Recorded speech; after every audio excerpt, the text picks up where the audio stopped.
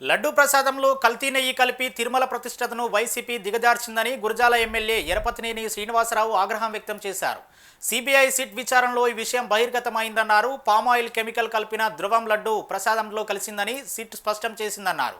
ఈ కల్తీ నెయ్యితోనే 20 కోట్ల లడ్డు ప్రసాదాలు తయారు చేశారని ఎరపతినేని ఆరోపించారు. అదేవిధంగా 60 లక్షల కేజీల నెయ్యి లేకుండా కొనుగోలు చేసినట్టు సృష్టించారని మండిపడ్డారు. టీటీడీ ప్రతిష్టతను భక్తుల మనోభావాలను దెబ్బతీశారని ఎరపతినేని అన్నారు.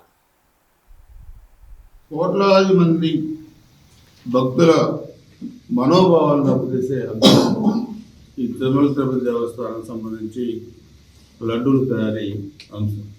ఈ అంశాన్ని సుప్రీంకోర్టు ఏర్పాటు చేసిన సిబిఐ, అదేవిధంగా స్టేట్ గవర్నమెంట్ ఏర్పాటు చేసిన సిట్, ఈ రెండు కలిపి విచారణ చేపట్టడం జరిగింది.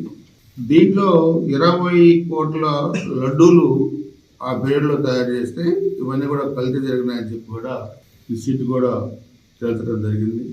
అదేవిధంగా 60 లక్షల కేజీల నెయ్యి లేకుండా నెయ్యి కొనుగోలు చేశారని చెప్పి, దీంట్లో వాడారని చెప్పి దీంట్లో చెప్పడం జరిగింది.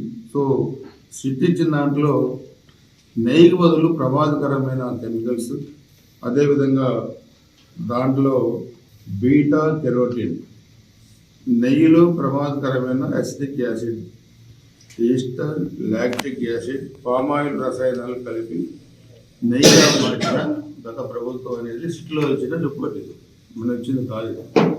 ఇది సుప్రీంకోర్టు ఆధీనంలో ఉన్న సిట్. ఇది వీళ్ళంటారు దాన్ని బుకాయిస్తారు, మేము చేయలేదు, అది మేము చేయలేదంటారు కదండి. మేము ఇచ్చిన రిపోర్ట్ అది. Telugu Desam party, Janasena party, Bharatiya Janata party report కాదు అది.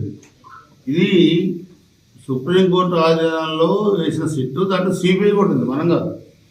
కేంద్ర ప్రభుత్వ ఆధీనంలో పనిచేసే సంస్థ ఉంది, అది స్టేట్ గవర్నమెంట్ కూడా ఉంది. నేనంటే రాష్ట్రాలు ఎలా లూటీ చేశారో మీకు తెలుసు. 1924 మధ్య గతంలో తండ్రి అధికారాన్ని అడ్డం పెట్టుకొని లూటీ చేసిన విధానాన్ని కూడా మనం జగన్మోహన్ రెడ్డి విషయంలో మనం మర్చిపోలేదు. మరలా ఇప్పుడు నేరుగా ముఖ్యమంత్రి అయిన తర్వాత లిక్కర్ కానీ లక్షల మంది చనిపోయారు, ప్రమాదకరమైన పరిస్థితుల్లోకి వెళ్ళారు లిక్కర్ తాగి. దాని తర్వాత సర్వ వ్యవస్థలన్నింటినీ కూడా కొలాప్స్ చేశారు.